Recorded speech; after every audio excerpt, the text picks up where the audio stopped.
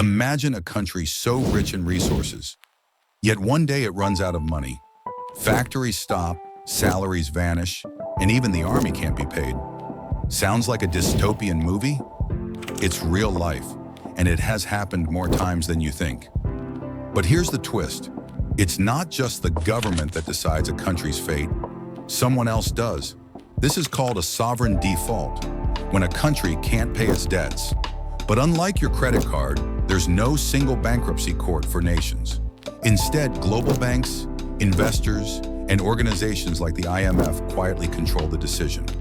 One wrong move, one missed payment, and suddenly the world watches as your economy teeters on the edge. Take Argentina, for example.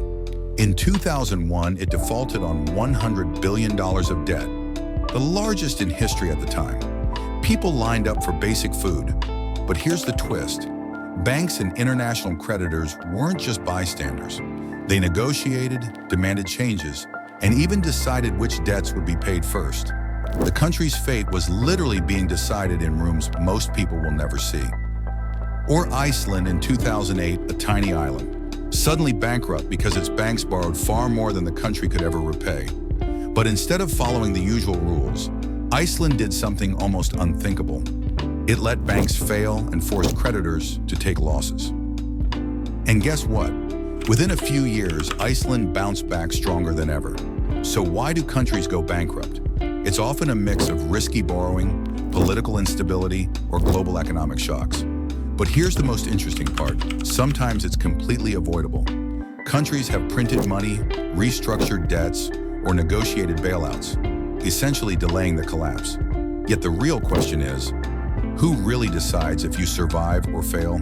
It's not just your government. Next time you hear about a country in crisis, remember this. Behind the headlines, invisible forces, global banks, investors, and institutions quietly decide the rules.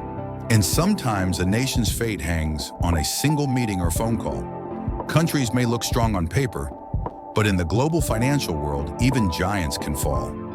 Want to see which countries are most at risk of going bankrupt next? Stick around. It's more shocking than you think.